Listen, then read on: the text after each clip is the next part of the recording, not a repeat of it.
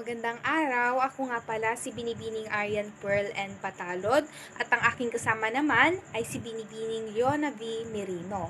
Ngayong araw ay aming susuriin ang aming napiling maikling kwento na kung saan ito ay mayroong pamagat na ang pilyong si Loren, na ito ay isinulat ni Giussano Dinoy. May isang haring nagngangalang si Solomon na mayroong isang anak na lalaki na si Loren.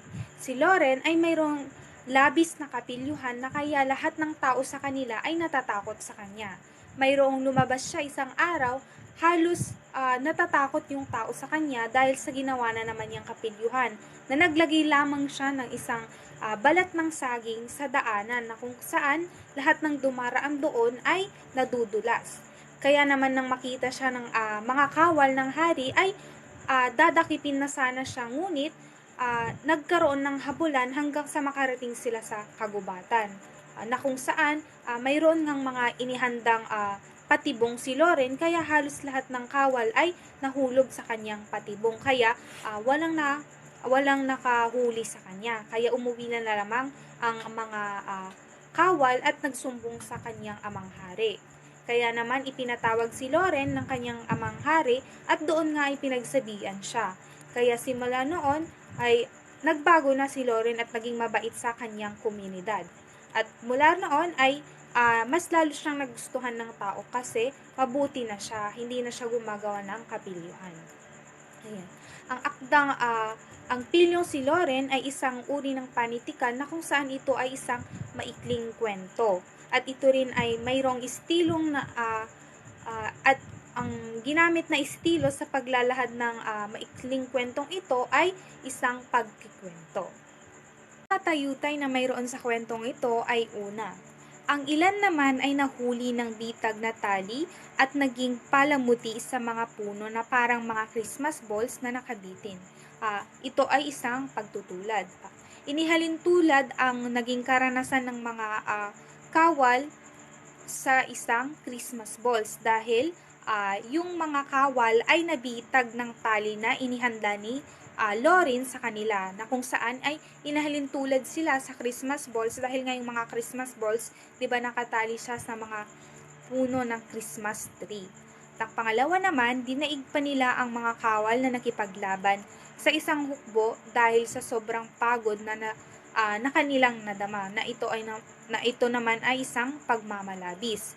Laging pagmamalabis ito dahil inalarawan ang naging or nadama ng kawal na pagod sa paghuhuli kay Loren. So, ang naging reaksyon ko naman or sariling reaksyon ko sa maikling kwentong ito ay syempre ang unang naging reaksyon ko ay nainis ako sa naging asal niya mula sa mga tao sa kanyang paligid. So, sana wag naman nang paabutin na kailangan pang magalit ang ating magulang para lang magbago tayo. Kaya napaka-importanting magsimula ang pagbabago sa atin or sa ating sarili dahil nagpapakita ito sa ating respeto sa ating sarili. Kaya sana kung mabasa man ito ng ating mga kapatid na mga bata ay maging inspiration ito sa kanila. Ayan, maraming salamat Binibining Patalod sa paunang kaalaman sa ating maikling kwentong Ang Pilyong si Loren. Ngayon ay dumako naman tayo sa pananalig sa pampanitikan o teorya. Ang teoryang pampanitikan ginamit sa akdang maikling kwento na Ang Pilyong si Loren ay ang formalismo or formalistiko. At ang pansin o puna o pangunahing mga tauhan ay si Haring Solomon, si Loren na anak ng hari, at ang mga kawal.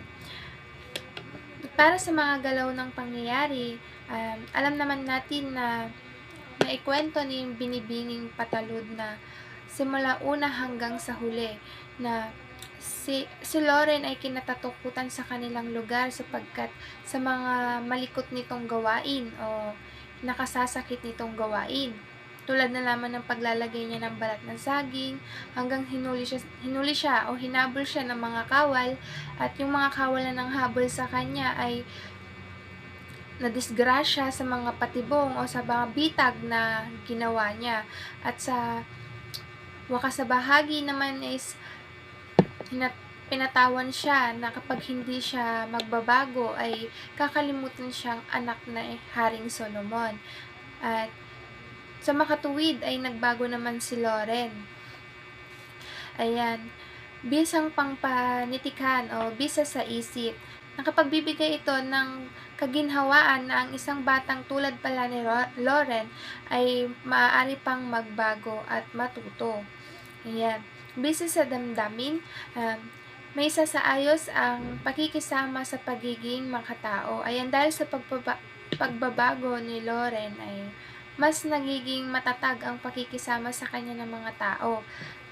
Bisa sa kaasalan, nagkakaroon ng moralidad at nagiging maganda ang paningin ng tao. Tulad nga ng sabi ko kanina ay sa pagbabago ni Loren, mas minamahal siya ng tao habang tumatagal kasi nakapagbibigay na siya ng respeto sa mga nakakasalumuhan niya, sa mga paligid niya, sa mga tauhan nila mag-ama. Ayan. Bisa sa lipunan, ayan. Sa mga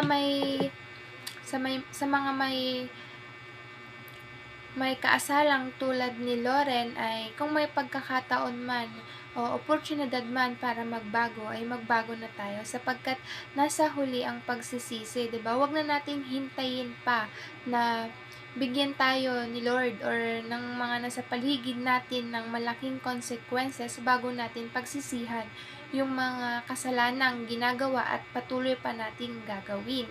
Ayan. Yan ang nilalaman ng maikling kwentong Ang Pilyong si Loren. Hangad namin ay natuto kayo sa kwentong ito at dito nagtatapos ang aming pagbabahagi sa maikling kwentong ito. Magandang araw. Ako po pala si Binibining Merino, Leona V. Thank you po.